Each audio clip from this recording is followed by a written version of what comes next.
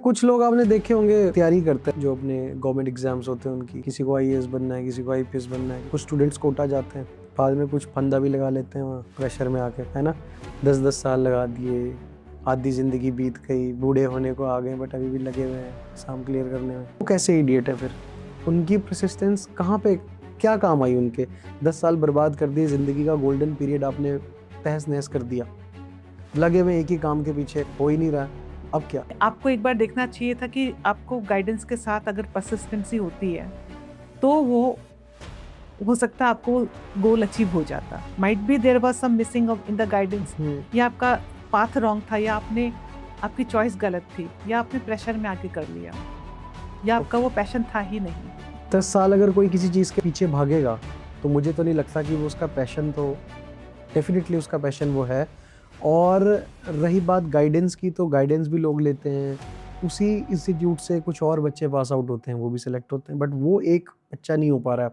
पढ़ भी अच्छा रहा है, कोई दिक्कत नहीं है, बट फिर कहाँ पे लैग हो रहा है वो आपके हिसाब से? नमस्कार दोस्तों, मेरे पॉडकास्ट चैनल में आपका फिर से स्वागत है एक और नए एपिसोड में। आज हमारे साथ एक और राइटर है जिन्होंने अपनी एक बुक लिखी है, सोनिका भारती जी नाम है।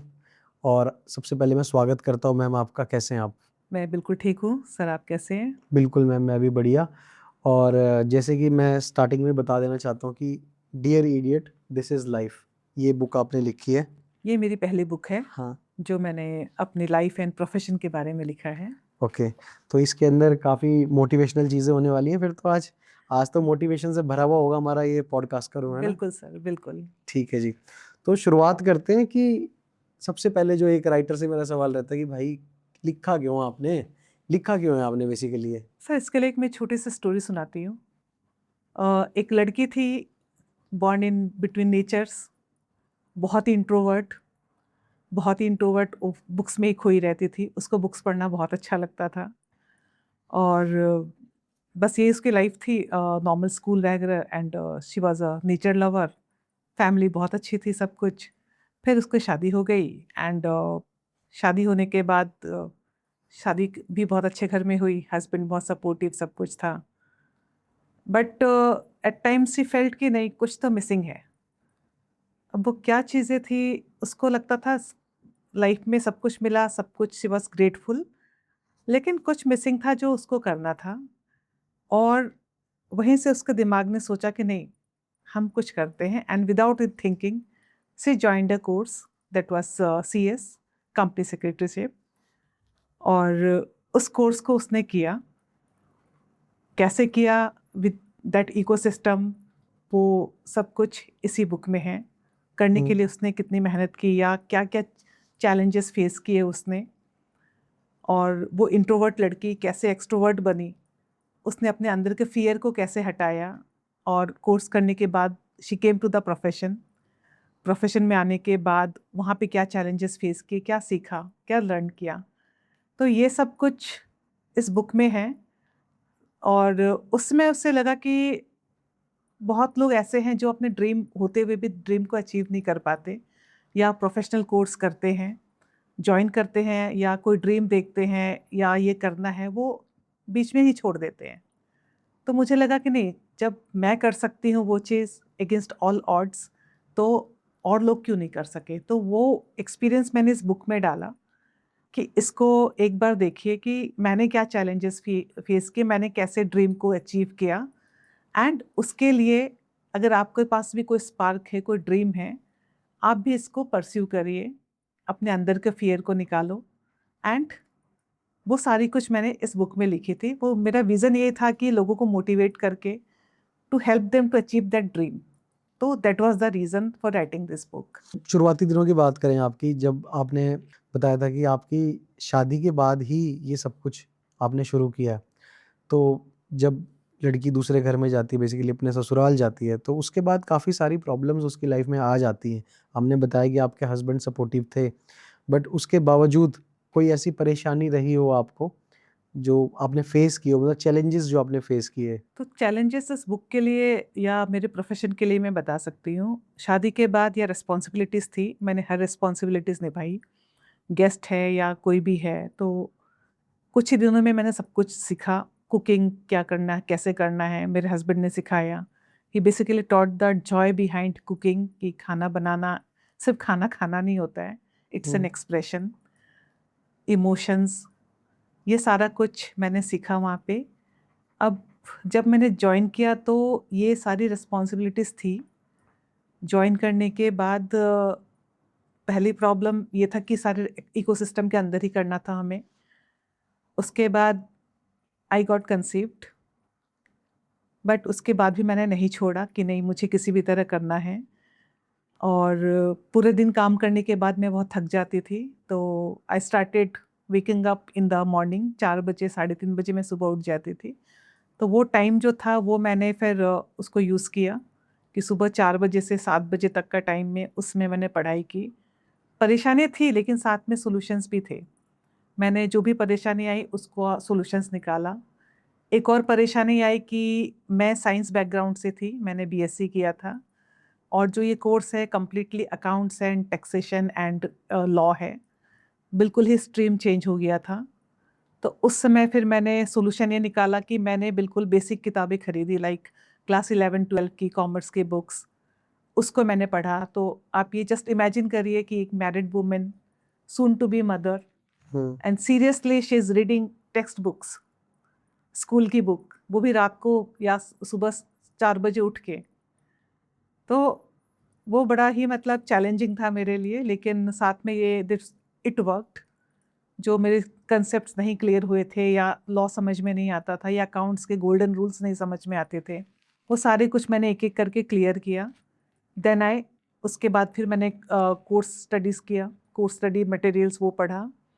कोचिंग सेंटर्स बहुत दूर थे या बहुत एक्सपेंसिव थे, तो that was not affordable in terms of time and money both, तो वो भी नहीं किया मैंने। मैंने बस कंसिस्टेंसी और उसके साथ वो पढ़ाई की, उसको अपने होप को नहीं छोड़ा, ड्रीम को नहीं छोड़ा। And my daughter was born in the first month of December, और इसके एग्ज़ाम्स थे दिसंबर 4th वीक पे, 26 या 24 से एग्ज़ाम्स थे मेरे। And I cleared the exam physically, पूरा एग्जॉस्टेड होने के बाद भी मैंने, I just had the courage to show up in the exam centre. बैठी, मैंने एग्ज़ाम दिया and I cleared the intermediate exam उस समय। फिर इसमें एक ट्रेनिंग भी होती है 15 महीने की, उसमें बेबी बहुत छोटी थी, but my mother in law was there, उन्होंने उनको संभाला। वो 15 महीने की ट्रेनिंग भी मैंने कंप्लीट की, फिर फाइनल भी कंप्लीट हुआ। तो इस तरह से चैलेंजेस मैंने फेस किए, लेकिन चैलेंज के साथ साथ मैं सॉल्यूशंस भी निकालती गई। अच्छी सांस मिली थी आपको? सास बहुत अच्छी थी और ससुर भी बहुत अच्छे थे, लेकिन ससुर ज़्यादा दिन रहे नहीं। I lost we lost him, and husband बहुत सपोर्टिव थे।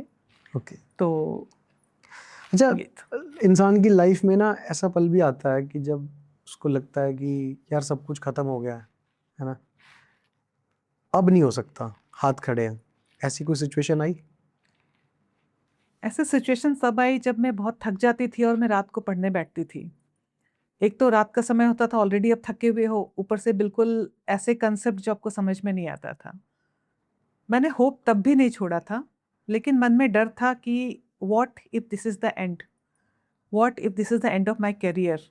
वो डर बहुत ज़्यादा था, लेकिन मैंने कहा नहीं, चाहे कुछ भी हो जाए मुझे करना ही है। तो वो जो होप था और वो जो फियर से कम आउट किया, फियर अंदर था कि नहीं होगा, डाउट था, और जो कॉन्फिडेंस नहीं था, उसको मैंने होप के साथ उसको जिंदा रखा कि नहीं, मुझे इसको, इन सबको ओवरकम करके ये कोर्स कंप्लीट करना है। तो डिफ़िकल्ट सिचुएशंस जो भी थे, मैं उससे निकली। तो आपके लिए ज़्यादा मैटर क्या करता है, होप या कुछ और? सर कई चीज़ें होती है, एक आपको हर चीज़ एक साथ काम करना चाहिए। लाइक होप है, मतलब अगर आपका स्पार्क है वो बंद नहीं होना चाहिए, आपका स्पार्क उसको जलाए रखिए, उसको लिट करिए, उस स्पार्क कैन डू वंडर्स। तो वो spark, hope, combined with hard work and combined with discipline and guidance, ये सारी चीज़ें काम करती है साथ में।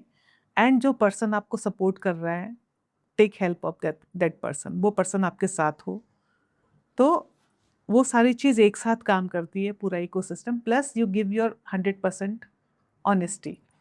चलो, apart from your personal life की, तो आपकी पर्सनल लाइफ थी जो आपने डिस्कस की अभी तक हमारे साथ। अब हम आते हैं आपकी बुक की तरफ, शिफ्ट होते हैं। आपकी बुक के अंदर क्या है ऐसा, मतलब कैसे आपने टेक्निक्स के अंदर उसके अंदर यूज़ किया है, और कौन कौन सी ऐसी चीज़ें हैं जिससे आपकी बुक मतलब सबसे अलग बनती है? अगर हम यूएसपी की बात करें तो सबसे पहला यूएसपी है कि this is an actual story. जो भी इंसिडेंट्स इसमें मेंशन हुए वो सारे रियल हैं। जो भी पात्र है इसमें, उन सब से मैंने पर्सनली खुद इंटरव्यू लिया था और वो सारी उनकी स्टोरी और वो जो भी कैरेक्टर्स है वो सब रियल हैं। दूसरा, this is not just an motivational book कि बी हैप्पी, ये नहीं बोलते, बी पॉजिटिव। ये बुक वो नहीं बोलती है। ये बुक बोलती है कि पॉजिटिव तो आपको रहना ही है, लेकिन how to overcome the challenges. जो मेरे केस में जैसे शादी हो गई तो शादी के बाद क्या चैलेंजेस आए, एंड एक्चुअल जो जर्नी होती है, जो ब्रूटल ट्रूथ होती है, वो है इसमें। तो this is one of the USP आप बोल सकते हैं। दूसरा, एक्चुअल प्रोफेशनल लाइफ है जो सभी फेस करते हैं। मोस्ट ऑफ द पीपल, उनको लगता है कि एग्ज़ाम पास हो गया तो it's all over, but no, this is your starting. जब आपने एग्ज़ाम दिया, यू हैव क्वालिफाइड, उसके बाद आपकी जर्नी स्टार्ट होती है। उसके बाद आपको बहुत मेहनत करनी होती है। तो ये सारा कुछ उस बुक में है। तो ये तो बेसिकली एक्सपीरियंसेस, अगर आपने भी तो एक्सपीरियंस से ही सीखा था ना, तो आपकी बुक क्यों पढ़े? एक्सपीरियंस ही कर ले बंदा। सर, एक्सपीरियंस करने के लिए फिर उसको टाइम भी देना पड़ेगा ना। तो आपको लगता अब है आपने अपनी लाइफ में टाइम वेस्ट किया है काफ़ी, मतलब? मैंने टाइम वेस्ट नहीं किया, मैंने लर्न किया है। लर्न करके मैंने Okay. सीखा। अब बहुतों को बहुत सारी प्रॉब्लम होती है, या वो आइडेंटिफाई नहीं कर पाते, या आप कुछ फेस कर रहे हैं बट आपके पास वर्ड्स नहीं है बोलने के लिए, आपको समझ में नहीं आ रहा कि क्या बोले। अगर वो चीज़ आपको बुक में मिल जाती है या कोई बोल देता है तो यू इमिडिएटली रिकनेक्ट कि हाँ, ये प्रॉब्लम तो मेरे साथ हो रही है। तो जब आप प्रॉब्लम आइडेंटिफाई करते हैं, ये बुक आपको वो हेल्प करती है कि आप अपने प्रॉब्लम को कैसे आइडेंटिफाई करें। आपने सीखा ना, मैंने आपने एक्सपीरियंस सीखा किया, आपने अपने बोला एक्सपीरियंस। मैं लर्न किया मैंने। सर, लर्न तो सभी करते हैं, मतलब लाइफ इज़ अ लर्निंग, हम कभी भी लर्निंग स्टॉप नहीं करते। सो इसमें मतलब बेसिकली आपको लाइफ कभी भी टीच करना स्टॉप नहीं करती, तो हम लर्न करना कैसे स्टॉप कर दें। चीज़ें क्लियर हुई, I am still learning, I am still evolving. कितना टाइम लगा आपको इस बुक को लिखने में? सर, मैंने मार्च में स्टार्ट किया था, मेरा अगस्त में ख़त्म हो गया था, ऑलमोस्ट 6 मंथ्स। ओके। लेकिन फिर मैंने इसको रीराइट किया। जब मैंने पढ़ा तो मुझे खुद अच्छा नहीं लगा, तो ये बुक मैंने थर्ड टाइम लिखी, सेम चीज़ को रिफाइन करके करके। तो मेरा अगस्त नवंबर में हो चुका था ये, और नवंबर में मैं फिर पब्लिकेशन के लिए मैं सर्च कर रही थी, तो मुझे अनुराधा प्रकाशन के बारे में पता चला। किसी फोटोग्राफर जी ने बताया था, प्रीतम जी, कि आप उनसे मिल लीजिए। उनसे मिलके मैं बहुत बहुत अच्छा लगा। इसके पहले भी मैंने कईयों से कांटेक्ट किया था, बट वो कॉन्फिडेंस नहीं आ रहा था। और इसमें सबसे इंटरेस्टिंग बात ये थी कि नवंबर में वो था book fair, international book fair. जब मैं बात कर ही रही थी, हमारा मतलब चल ही रहा था, और वो वहाँ पे कुछ बुक्स लॉन्च होने वाली थी। अब मैं उनके पीछे पड़ गई, मेरा कुछ तो करवाइए आप बुक लॉन्च कर रहे हैं, मेरा भी बुक लॉन्च कराइए। उन्होंने कहा, तुम्हारी बुक अभी प्रॉपर हुई नहीं, मैं कैसे लॉन्च कर दूँ। फिर उन्होंने एक आइडिया दिया कि मैं आपका कवर बना के दे देता हूँ, तो उन्होंने मुझे कवर दे दिया। तो हमने इंटरनेशनल बुक फेयर में वहाँ पे जाकर के हमने अपने बुक कवर मैंने अपने बुक का लॉन्च किया। तो उसकी सारी फोटोग्राफ्स वगैरह सब कुछ है। तो ये हुआ था। ओके। सो जैसे एक राइटर बुक लिखता है, आजकल तो मैं देख रहा हूँ कि सभी राइटिंग कर रहे हैं, मतलब चेक कैसे करें, मतलब आइडेंटिफाई कैसे करें, वैलिडेट कैसे करें कि जो राइटर ने लिखा है वो सही है? कहीं ऐसा ना हो कि किसी राइटर की बुक पढ़ के कुछ आपके साथ गलत हो जाए। सर, तभी तो हम ढेर सारी बुक्स पढ़ते हैं। जब आप बुक पढ़ते हैं तो आपका दिमाग खुलता है। आप एक पोजीशन पे होते हैं, आपको खुद समझ में आती है चीज़ें क्या अच्छी है, क्या बुरी है। तो आप ये कहना चाह रहे हैं कि आपकी बुक पे पूरा रिलाई करना भी मतलब अच्छी बात नहीं है? सर, आप इसको पढ़िए, take it as an experience. आप सोचिए, आप अपने आप को रिकनेक्ट कर पाएंगे। अपनी जो प्रॉब्लम है या आपकी कोई ड्रीम है, आप उस बुक से कनेक्ट करेंगे अपने आप को। आपको लगेगा कि नहीं, ये तो मेरी स्टोरी है। तो जब आपका इनर सेंस या इनर चीज़ से आप उससे किसी चीज़ से कनेक्ट होते हैं, तो वो सच्ची होती है। ओके। तो इसमें आपको लगेगा कि नहीं, ये सही बोल रही है। अच्छा। कई चीज़ें आपको लगेगी कि नहीं, सही तो हो सकता है, but I am not sure. But ये बुक ऐसी है, या क्योंकि ये ट्रू इवेंट्स पे है एंड ट्रू फीलिंग्स पे है एंड ट्रू स्ट्रगल पे है, तो ओके आप बहुत लोग इससे अपने आप को कनेक्ट करेंगे।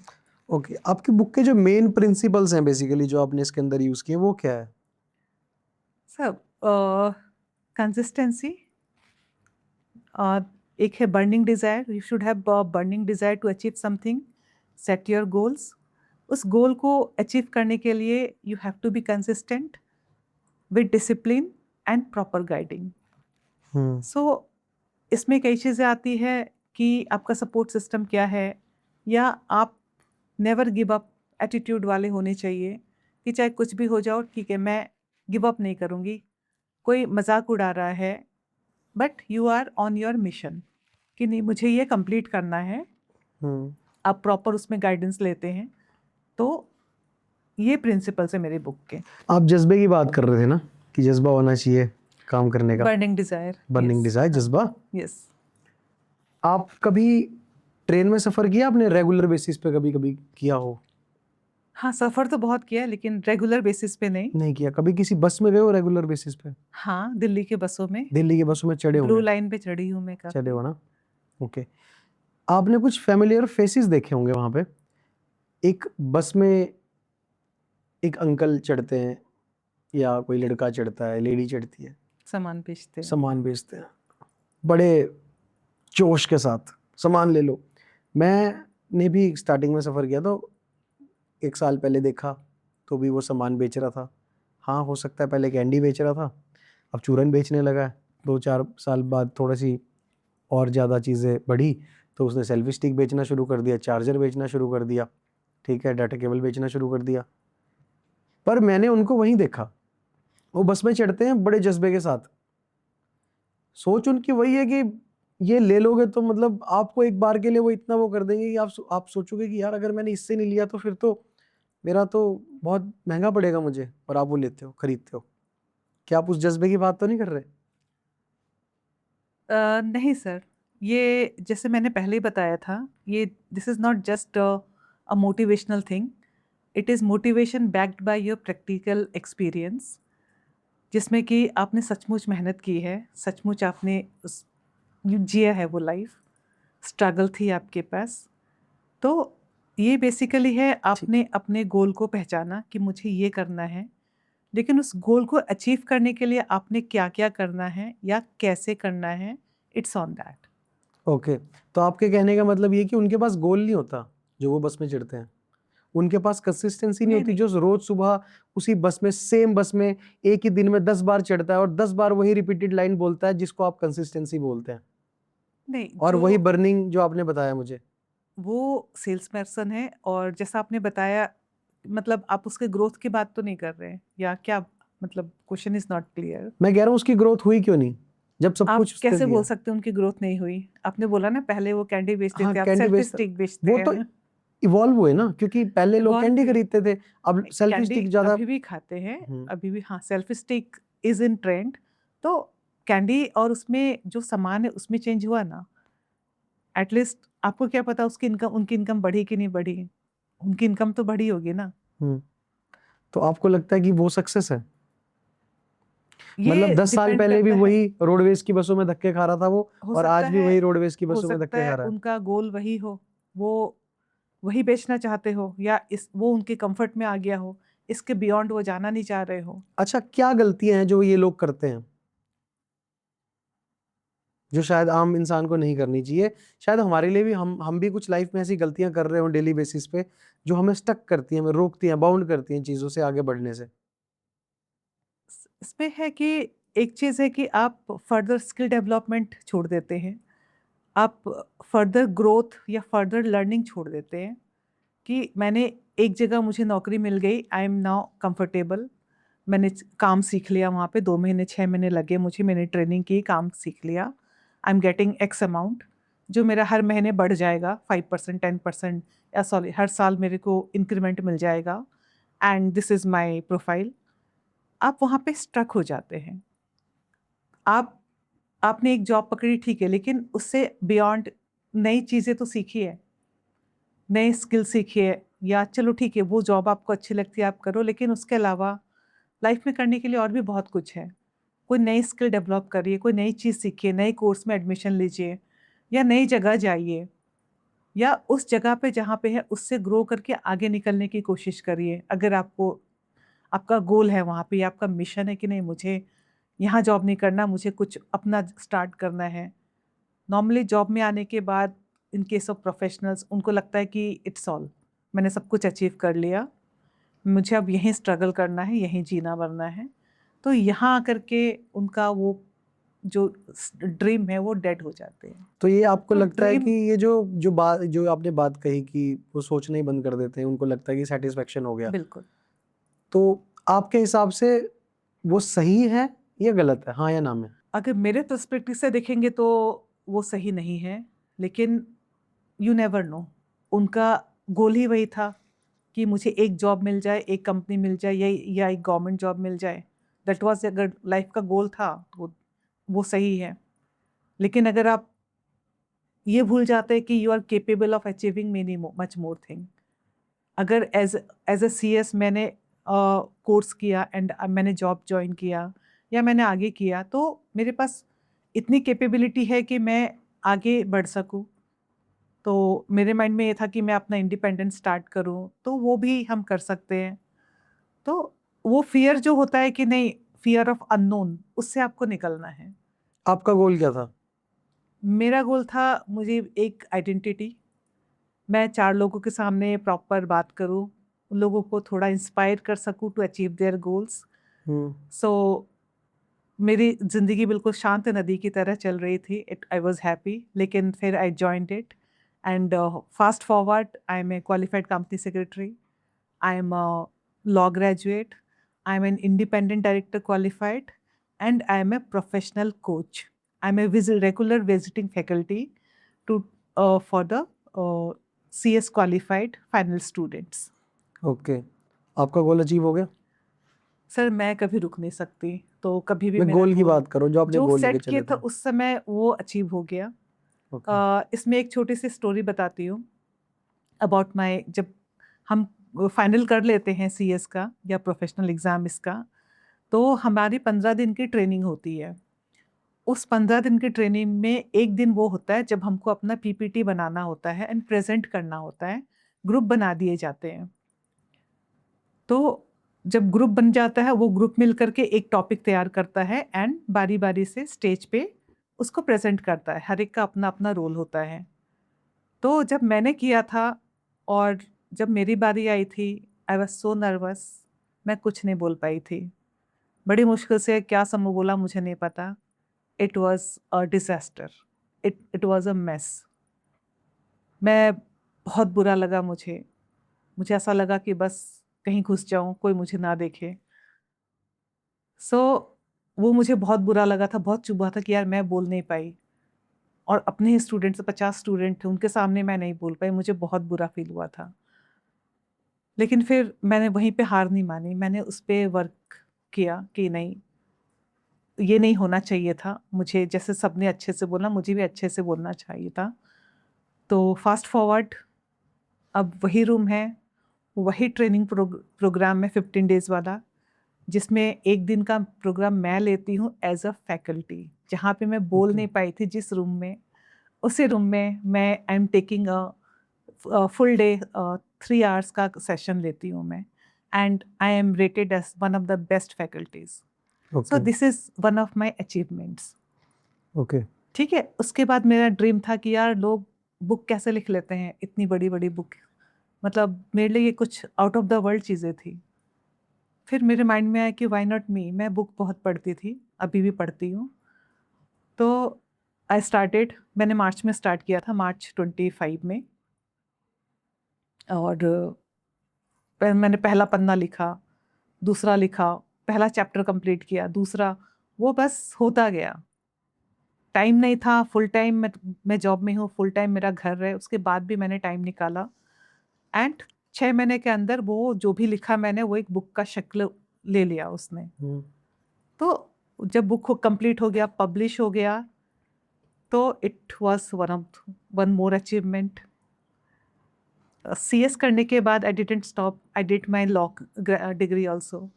अच्छा, अभी आपने कहा कि आपने लॉ भी किया है, हाँ जी। इतनी सब खिचड़ी पकाने की क्या जरूरत थी? आपको अपना गोल क्लियर नहीं था क्या पहले से लाइफ में करना क्या आपको?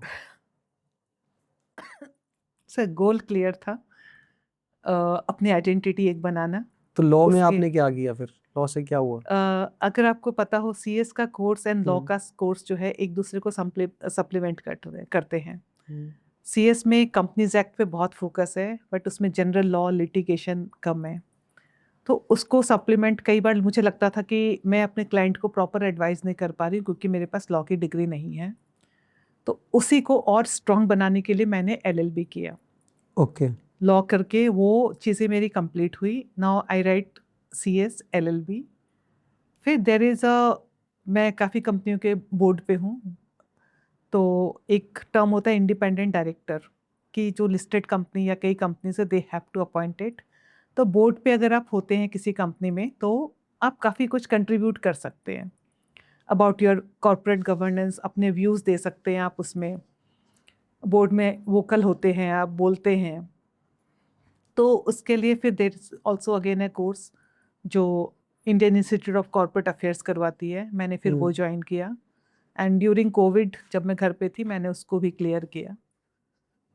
तो ये करके उसके बाद फिर प्रोफेशनल ये मैंने फैकल्टी का, मुझे बहुत मन था कि मैं कहीं पे जाकर के सेमिनार या वो सब करूं, मतलब जैसे एज ए मतलब फैकल्टी। ओवरऑल आपको नहीं लग रहा कि आपने सिर्फ खिचड़ी पकाई? नहीं सर, मैंने खिचड़ी बिल्कुल नहीं जैसे पकाई आप है। आप फैकल्टी की बात कर रहे हो, अभी आपने कहा कि चलो मैं मान सकता हूँ एक टाइम के लिए कि आपने कहा कि लॉ मुझे चाहिए था मेरे काम के साथ में, फिर आप फैकल्टी वाला काम भी कर रहे हो। सर फैकल्टी में मैं CS स्टूडेंट्स को ही तो स्ट्रांग बना रही मैं हूँ। समझ गया आपकी बात, पर हाँ अब पढ़ाने का शौक कहाँ से जाग गया? फिर आपके अंदर लिखने का शौक भी जागा? सर, ये सब चीज़ें एक दूसरे से इंटरमिंगल्ड ही तो है सर। ये सब मिलके एक बुके बनाती है। आप ये बताइए ना, एक बुके में अगर बनती है, उसमें बहुत सारे फूल हैं तो वो अच्छे लगते हैं ना। उसको मैंने पहले एक CS गमले में, मेरे गुलदस्ते में एक फूल था, मैंने 5-6 और डाल दिए और वो सब मिलके तो अल्टीमेटली एक ही चीज़ बनी ना। उसने मेरे ही इमेज को या मेरा ही जो कैरेक्टर है या जो मैं हूँ उसको स्ट्रांग बनाया ना सर। आगे के लिए क्या सोचा आपने? सर ये तो फ्लोइंग है। आगे एक बुक लिखी है, मेरा एक और बुक लिखने का मन है। और दूसरा, कई सपने हैं, कुछ देखते हैं को कहाँ तक हो पाते मैं हैं। ऑडियंस को एक चीज़ और बताना चाहूँगा, आप एक राइटर, LLB भी कर रखी है, लॉ भी है, ठीक है, CS आप हैं ही, और साथ में आप एक इंस्पायरिंग मदर भी हैं, है ना, जिन्होंने अपने बच्चों को भी इंस्पायर किया। तो आप जब अपने बच्चों की बात करते हो तो वहाँ पे कैसे डील करते हो आप? क्योंकि आपकी जो बुक है ये dear idiot this is life, ठीक है, इस पे भी आऊँगा, बट पहले बात कर लेते हैं जो आपने अपने बच्चों को इंस्पायर किया बेसिकली। तो वो कैसे इंस्पायर किया? आपकी इस बुक ने कोई उनकी लाइफ में चेंज लाया? सर मेरी एक बेटी है and she is doing CA। Okay. Intermediate हो गया है and training has been completed and she is giving CA final. So ये बुक लिखने से पहले वो ये सब कर चुकी थी, CA फाइनल में थी, ओके, मतलब अभी अच्छा थी अच्छा। उस वो ट्रेनिंग कर रही थी उस समय वो। तो यस, बुक को उसने पढ़ा है और उसने अपने व्यूज़ भी दिए थे, उसके फीडबैक भी थे कुछ। तो बुक को फाइनलाइज करने में काफ़ी हेल्प मिली थी। तो ये है सर। तो ये डिसीजंस जो बेसिकली होते हैं लाइफ में बहुत बड़े रोल निभाते हैं। कोई इंसान क्या करेगा, है ना, किस चीज़ के पीछे भागेगा, ये जो डिसाइड करता है या तो पर्सनल चॉइस होती है या थोपी जाती है।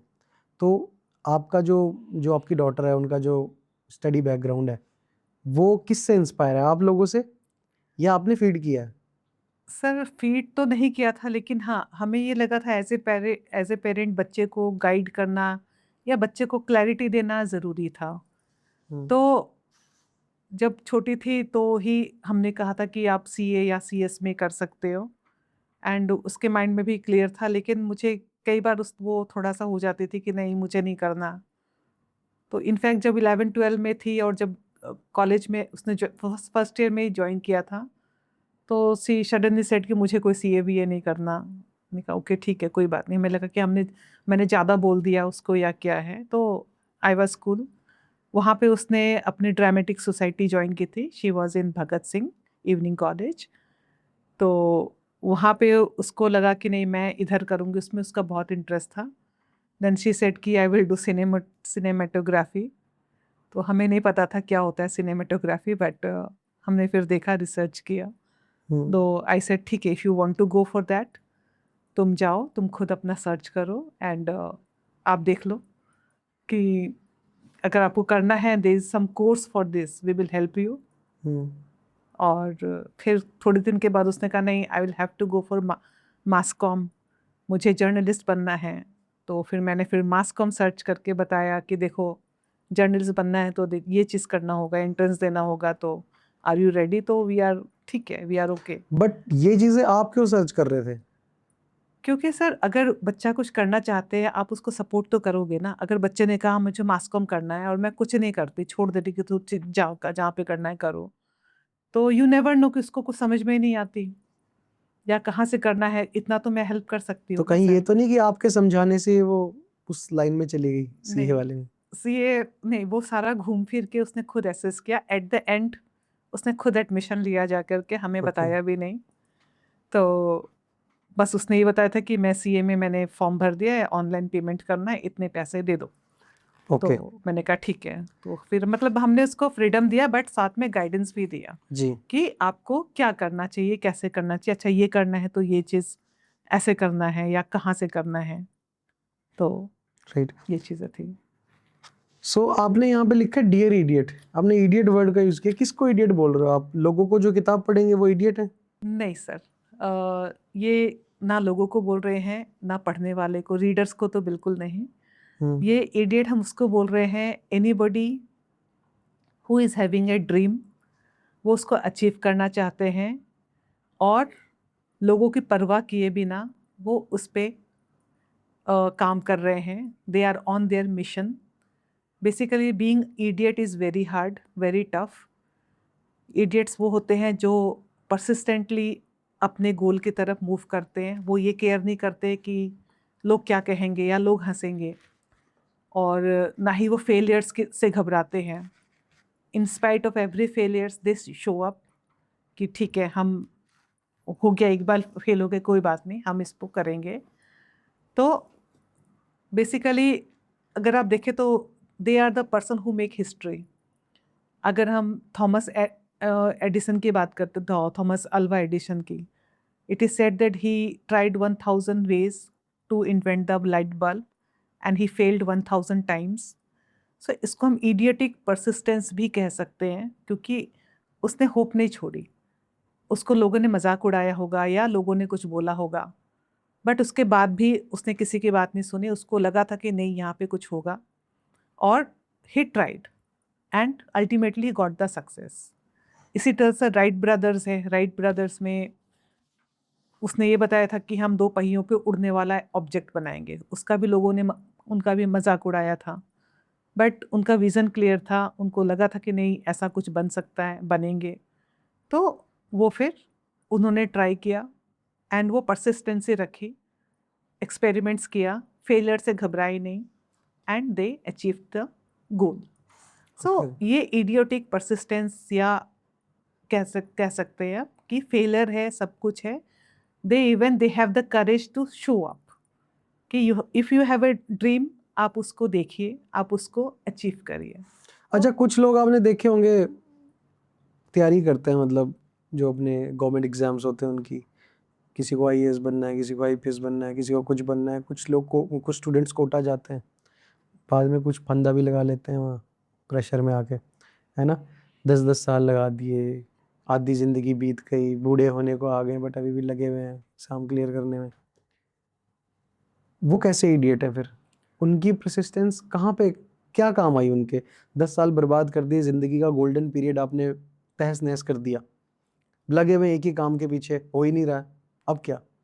सर इसमें सबसे पहले तो ये देखना है कि क्या आपके पास वो स्पार्क था, क्या आप वो अचीव करना चाहते थे, या अपने पेरेंट्स या पीयर प्रेशर में आपने कर लिया। कि चलो करना है, मुझे भी आईआईटी निकालना है, लेकिन आपको वो उसमें इंटरेस्ट ही नहीं था, या आपको मन नहीं था, या आपने प्रेशर में आके, या दिखावे के लिए, या लगा कि नहीं सब कर रहे हैं तो मैं भी कर लूं, तो आपने वैसे कर लिया। तो बोलिए बोलिए आप, बोलिए बोलिए बोलिए बोलिए। तो वहां पे ये देखना था कि या तो आप वो लाइन गलत आपने चूज की, या आपको गाइडेंस प्रॉपर नहीं मिला। कि आपको एक बार देखना चाहिए था कि आपको गाइडेंस के साथ अगर परसिस्टेंसी होती है तो वो हो सकता है आपको गोल अचीव हो जाता। Might be there was some missing of in the guidance, या आपका पाथ रॉन्ग था, या आपकी चॉइस गलत थी, या आपने प्रेशर में आके कर लिया, या आपका वो पैशन था ही नहीं। 10 साल अगर कोई किसी चीज़ के पीछे भागेगा तो मुझे तो नहीं लगता कि वो उसका पैशन तो डेफिनेटली उसका पैशन वो है। और रही बात गाइडेंस की, तो गाइडेंस भी लोग लेते हैं, उसी इंस्टीट्यूट से कुछ और बच्चे पास आउट होते हैं, वो भी सिलेक्ट होते हैं, बट वो एक अच्छा नहीं हो पा रहा है। पढ़ भी अच्छा रहा है, कोई दिक्कत नहीं है, बट फिर कहाँ पे लैग हो रहा है वो आपके हिसाब से? सर उसको फिर एक बार ये सोचना चाहिए था कि उसका इंटरेस्ट है कि नहीं। इंटरेस्ट है उसका, तभी तो वो 10 साल दे रहा है। इंटरेस्ट ना होता तो पहली हो ईयर में सकता है भाग वो जाता। माता पिता या पेरेंट्स के प्रेशर में कर रहा हो, क्योंकि 10 साल चलो अगर आप मैंने बोला ना, सीरियसली ये पढ़ सारे रहे के हैं। सारे ये जो जितने भी है ना, इफ बट हम निकाल दे इसमें से और बोलें कि भाई 10 साल वो अपनी मर्जी से लगाए उसने, तो वो कैसा इडियट है कि जो 10 साल पीछे भाग रहा है उसके, और उसके बाद उसको कुछ मिल नहीं रहा है? वो किस तरीके का इडियट है? कुछ ना कुछ तो मिलेगा। ऐसा नहीं हो सकता कि 10 साल सीरियसली डिसिप्लिन के साथ पढ़ा हो, हाँ मिलता प्रॉपर है ना, गाइडेंस। मिलता है ना, स्ट्रेस मिलता है, प्रेशर मिलता है, फिर पंखे से लटका हुआ फंदा मिलता है, ये मिलता है आखिरी में, बच्चों को मिलता ही है। और कोटा में आपने देखे हैं कितनी न्यूज आती है कोटा की, लटक गया। कोटा में सर पेरेंट्स की प्रेशर भी तो होता है। पेरेंट्स का प्रेशर है कि नहीं नहीं होगा तो अब क्या होगा। हो सकता है इतना ज़्यादा प्रेशर हो कि वो झेल ना पाए। आप कह रहे हो कि फेलियर अल्वा एडिसन की आप बात कर रहे हो, वो ठीक है, वो इडियट था मान लिया, बट वो कैसे लोग हैं जो एक बार फेल हुए, 2 बार हुए, 3 बार हुए, कुछ और भी कर सकते थे लाइफ में, बट उन्होंने कुछ नहीं किया, वो उसी के पीछे लगे हुए हैं। वो समझदारी है? क्या है वो तो आप इडियट तो चलो आपने उन्हें बोल दिया कि लगे हुए हैं, पागलों की तरह काम कर रहे हैं, मेहनत कर रहे हैं, और कुछ एंड में मिल नहीं रहा। पर उन लोगों को किस तरीके का इडियट आप कहोगे? क्या वो जीनियस है या इडियट है? क्या लोग हैं वो, कैसे लोग हैं वो, जो जिनको समझ ही नहीं आ रहा है कि हम लगे हुए हैं एक ही काम को बार बार करने में? सर अगर आपको गोल आपका फिक्स है कि नहीं, पहले आपको वो देखना है कि गोल में आपने क्या, आपकी ड्रीम है, क्या स्पार्क है। सर यहाँ पे प्रॉब्लम ये होती है कि वो तैयारी कर रहे हैं या प्रॉपर गाइडेंस नहीं है। जब उनको सर 10 साल में ऐसा तो नहीं हो सकता कि उसको एक बार भी फील नहीं होगा, आया होगा कि ये मेरे से, मतलब ये मेरी लाइन नहीं है। It's not about self doubt, but कहीं ना कहीं तो कुछ होगा, या उसने कुछ सोचा होगा, या कुछ तो देखा होगा सर। अच्छा, 2 लाइन में मुझे बताइए, आपके मायने में सक्सेस के क्या मायने हैं आपके जिंदगी में? Sir success is not a goal, success is every day matter. जो भी आप अचीव करना चाह रहे हो, फॉर एग्ज़ाम्पल मुझे सुबह 4 बजे उठना है, वो हैबिट डालनी है, या मुझे एक रूटीन बनानी है, या मुझे एक पब्लिक स्पीकिंग करनी है जिसमें मैं अपने हेजिटेशन या अपने इनर जो फियर है उसको हटाऊं। तो व्हेन आई अचीव दैट, वो हर चीज़ एक सक्सेस है, and it is a continuous process. Hmm. वो आपके साथ पूरी ज़िंदगी रहती है। तो आप, अगर कोई एक इंसान है गरीब बहुत ज़्यादा, और उसको सर्वाइवल करना है अपना सिर्फ एक एक दिन का, तो आपके कहने का मतलब है कि वो अगर एक दिन सर्वाइव कर पा रहा है तो वो सक्सेसफुल है? आप बोल सकते हैं हाँ। अगर उसने एक दिन अच्छे से गुजारा है, अगले दिन का उसने कुछ सोचा है, क्योंकि सोच तो सकते ही है ना, तो इट इज़ ये ए कैसी सक्सेस। सक्सेस कि आप डेली सिर्फ सर्वाइवल के लिए भाग रहे हो? सर अगर आप डेली सरवाइव करेंगे तभी तो आगे बढ़ेंगे। आपने आज सरवाइव किया, कल हो सकता उससे बेटर सरवाइव करें, परसों उससे बेटर करें, कुछ आप बचा लें अपने लिए। तो एट द एंड आप ये कहना है कि सर्वाइवल करना है बस? सर नहीं, सर्वाइवल तो करना ही है, वो तो हम्म। बेसिक नीड है। सर्वाइवल के साथ आप, जब आप सक्सेसफुली सर्वाइव एक चीज़ अचीव करते हो तो वो कंपाउंड होती है, वो पॉजिटिविटी, वो माइंडसेट आपका चेंज होता है सर। अब ये देखिएगा, जो भी आप मेहनत करते हो वो आपको बर्नआउट नहीं करती, जो आप अपनी खुशी से करते हैं वो आपका लेवल अप करती है।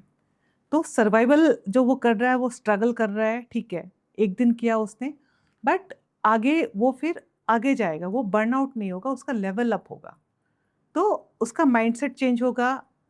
इसमें आई नो अ पर्सन जो कि सामान उठाता था, मतलब जो प्रॉपर जो मजदूर होते ट्रकों से सामान उतारते हैं, वो बंदा ने वहाँ से स्टार्ट किया था, और उसके बाद ही जॉइंट सम होटल। वहाँ पे ही came in touch with some people, जो रिच पीपल वहाँ पे आते थे, या वहाँ पे और जो बंदे थे वहाँ पे छोटे छोटे, जिनको छोटे छोटे फाइनेंस की ज़रूरत होती थी, उसने छोटा सा फाइनेंस अरेंज किया, उनको लोन देना स्टार्ट किया। वहाँ से उसने अपनी फाइनेंस कंपनी स्टार्ट की, and he is one of the greatest या बिगेस्ट फाइनेंस कंपनी। अभी आप थोड़ी देर पहले कह रहे थे कि इडियट की बात कर रहे थे ना, कि इडियट वो है जो फॉलो करता रह रहा है अपने ड्रीम को और भाग रहा है पीछे पीछे। क्या ब्रेक लेना सही है अगर लगे कि नहीं? सर, एक बार जो चीज़ें, जब आप किसी चीज़ को चेस कर रहे हैं तो एज ए होल ही करेंगे ना सर। अगर आपको लगेगा कि ये फॉर्मूला काम नहीं कर रहा है, या इससे मेरे को वो चीज़ नहीं मिल पा रही जो मुझे चाहिए, तो हो सकता है आपके प्रोसेस में कहीं गलती हो, फिर आप प्रोसेस भी तो देखेंगे ना। सब कुछ देख लिया है, सर, अब पता ऐसा लग नहीं गया। होता कि सब कुछ नहीं देख लिया, नहीं, प्रोसेस भी सही है, मेहनत भी कर रहे हैं। किस्मत भी तो होती है समटाइम। सर, किस्मत तो आपके हाथ में ही होती है, बिल्कुल। अच्छा, मैं ब्रेक उस शायद आप क्वेश्चन समझे नहीं, मैं ये कह रहा हूँ कि सब कुछ चल रहा है अब, वही 10 साल वाला कॉन्सेप्ट। अब तो रुक जा भाई, अब क्या करना चाहता है? नहीं हो रहा ना, छोड़ दे, कुछ और कर ले। तो आप क्या कहते हो इसमें?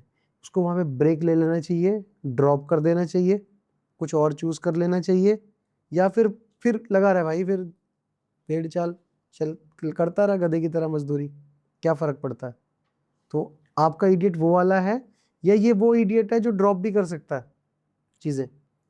सर, ड्रॉप तो नहीं करवाया है मैंने। तो ये आपको नहीं लगता कि आप ये यहाँ पे एक शायद आप यहाँ पे लैग कर गए, कि जिस ये भी सिखाओ लोगों को कि भाई जबरदस्ती नहीं करनी है किसी चीज के साथ, जबरदस्ती नहीं करनी है, अगर नहीं हो रहा है तो छोड़ो। सर, नहीं हो रहा है तो आपका इंटरेस्ट कहाँ है, आप उसको तो पहचानो ना। हो सकता है आपका इंटरेस्ट नहीं है इसीलिए नहीं हो रहा है, या मैंने आपका। मैंने बात आपको दोबारा वही कहूंगा कि 10 साल से जो लगा हुआ है इसका इंटरेस्ट तो है। सर, 10 साल से जो काम में लगा है उसका इंटरेस्ट तो है। अगर इंटरेस्ट ना होता ना, तो सच में वो 6 महीने में छोड़ के चला जाता। और ऐसे बच्चे आते हैं जो 6 महीने कोचिंग जाते हैं और उसके बाद उनको समझ आ जाता है कि नहीं यार, ये ये अपने नहीं लिए नहीं होगा। बना, ये नहीं होगा हमसे, हम जा रहे हैं। पर जिसका इंटरेस्ट होता है वो जबरदस्ती करता है, चाहे वो जो मर्जी करे। वही एडिट की आप बात कर रहे हैं, वही वाला कि भाग रहा है पीछे पीछे। इंटरेस्ट है तभी भाग रहा है ना। आप कैसे जज करोगे किसी को कि इंटरेस्ट था या नहीं? बट आपकी बुक में ऐसा कहीं आपने लिखा कि अगर लगे कि अब यार सब सब कुछ देख लिया है, सारी चीजें सब बेहतर अपना ली हैं, अब रुक जा यार? एक बार रुकने को भी बोला आपने कभी किसी को? सर, एक बार इंट्रोस्पेक्शन तो करना ही है कि क्या करूं मैं इसमें, मतलब अगर नहीं हो रहा है तो आप गाइडेंस लीजिए। हो सकता है आप कहीं गलती कर रहे हो, हम्म। ठीक है, आपने गाइडेंस भी ले ली, आपने सब कुछ कर लिया, फिर भी नहीं हो रहा है, तो आप एक बार रिथिंक करिए कि आपको, आपका इंटरेस्ट कहाँ पे आ रहा है, मतलब व्हाट वहीं इज आ द रहा स्पार्क। है, इंटरेस्ट वहीं आ रहा है फिर भी उसके सर, फिर बाद। ट्राई करिए ना, क्यों रुके हैं फिर। मतलब रुकना नहीं है, वो 10 साल वालों को भी ये बोल रहे हो कि लगे रहो भाई फिर। लगे नहीं रहो, उसको एक नई झील के साथ देखो। आप उसमें कमियां देखो, कहीं ना कहीं फियर फैक्टर होगा, आप उसको निकालिए। 10 साल के बाद आपके माइंड में फियर ना आ गया हो कि यार ये तो मेरे से होगा ही नहीं, हो सकता है उस फियर की वजह से आप नहीं निकाल पा रहे हो। कई आप वो लोग तो 8-8 रीजंस साल बाद देखिए। भी निकालते हैं, ऐसी बात नहीं है। बिल्कुल, मैंने सीए में देखा है, 14 साल के बाद निकाला है किसी कईयों हम्म। ने। तो I personally know a person और 14 साल मैंने के बाद निकाला है। एक लॉ का ही एग्जाम था, तो एक किसी की मैंने डॉक्यूमेंट्री देखी थी, कोई बाहर का फॉरेन का बंदा था, उसने बताया कि उसने 56 की एज में उसने वो लॉ का एग्जाम निकाला। तो वो सारी ज़िंदगी वो लगा रहा उसमें और आखिर एट द एंड उसने निकाल ही लिया। पर उसका फ़ायदा क्या हुआ? आप अभी बोल रहे हो कि लगे रहो काम में, लगे रहो, नहीं सर, लगे रहो। 56 तो मुझे नहीं पता आपने कहाँ पढ़ा है ये ये है, ये है। ये ऐसा हुआ है। माइट भी वो कुछ और कर रहे होंगे और बाद में ये साइड से कर रहे होंगे ये काम ना।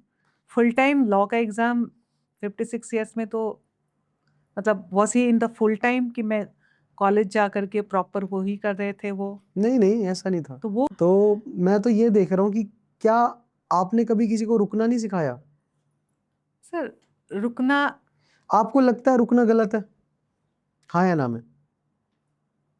सर रुकना तो गलत है, लाइफ तो चलती रहनी चाहिए। रुकना आप मतलब कभी लाइफ में रुके नहीं? सर मैं रुकी नहीं, मैंने पॉज लिया, चीज़ें देखी समझी, और जो स्टेगनेंसी है वो मेरी लाइफ में नहीं आई कभी। या फिर आपने मुझे लगा एक कि मैं जॉब में स्टक हो गई हूँ या मेरे पास नया कुछ सीखने के लिए नहीं है, नया करने के लिए नहीं है। आपने एक बात बताई थी कि आप बीमार हो गए थे बहुत ज़्यादा, हाँ जी वो ब्रेक नहीं था? सर, वो 2 महीने के लिए ब्रेक ऐसा था कि मैं उठ ही नहीं सकती थी। Hmm, so basically I was so busy, खाना वगैरह बाहर हो जाता था तो फूड पॉइजनिंग हुई थी एंड मेरे लीवर पे एब्सिस हो गया था। ओके। तो इट वाज वेरी सीरियस। तो 1 महीना तो मैं बिल्कुल बेड से उठने लायक नहीं थी। तो जब आपकी बॉडी उठने लायक ही नहीं है तो आपके पास और कोई ऑप्शन ही नहीं है। मतलब अगर मैं काम करने का या कोई चीज़ का, बट वो चीज़ वो पीरियड भी मैंने यूटिलाइज़ किया टू रियलाइज़ दैट नहीं, हेल्थ भी बहुत ज़रूरी है। उसके बाद 2 महीने के बाद ठीक होने के बाद जो हेल्थ रिलेटेड चीज़ें हैं वो सारी कुछ मैंने की। तो वो 2 महीने का पीरियड भी एक तरह से लर्निंग पीरियड था कि नहीं, हुँ, ये अपनी बॉडी को भी आपको उतना ही महत्व देना है, क्योंकि बॉडी है तो ही आप कुछ कर पाएंगे। तो आपको नहीं लगता कि रुकना चाहिए फिर? सर वो रुकना नहीं था, वो पॉज था, मतलब थोड़ी देर का एक, क्योंकि उसमें आपकी बॉडी कुछ काम करने लायक ही नहीं थी। ओके। तो तो आपका आपका ओवरऑल बुक का ये मतलब है कि भाई लगे रहो बस, चाहे रिज़ल्ट आए ना आए, पर लगे रहो तब तक। सर लगे रहेंगे तो रिजल्ट भी जरूर आएगा। हुँ, बिल्कुल, बिल्कुल। ऐसा हो नहीं कुछ सकता ना कि कुछ तो रिज़ल्ट ज़रूर आएगा। कुछ ना वो कुछ तो नहीं हम सर, पहले भी डिस्कस कर चुके हैं कि प्रॉपर रिज़ल्ट रिजल्ट, क्या आते हैं। प्रॉपर रिजल्ट आएगा, जरूर आएगा। ठीक है दोस्तों, पॉडकास्ट काफ़ी लंबा होता जा रहा है क्योंकि बातें बहुत हैं, सवाल बहुत हैं और जवाब भी बहुत हैं। सो बट एक वीडियो में तो हम कवर कर नहीं सकते ना इसे, तो इसलिए हम चलते हैं ज़रा बुक की ओर मैम दोबारा से। अब आप हमारे ऑडियंस को ये बता दीजिए कि ये बुक क्यों पढ़नी है भाई? क्या फ़ायदा होने वाला है आपकी बुक पढ़ के?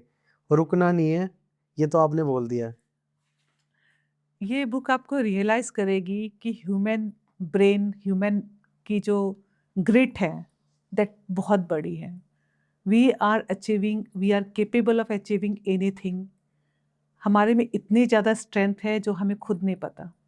ये आपका बिलीफ है ना पर? ये मेरा बिलीफ है और ये मैंने देखा है। स्ट्रेंथ आप में, कैपेबिलिटी आप में बहुत है।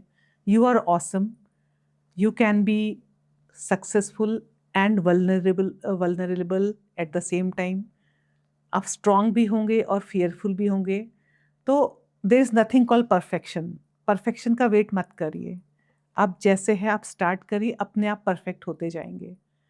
सो इडियट जो है वो दे आर नॉट परफेक्ट, वो परफेक्शन का वेट नहीं करते या सही समय का वेट नहीं करते। वो बस they just jump and they start doing कि नहीं मुझे तो ये करना है, देखते हैं आगे क्या होगा।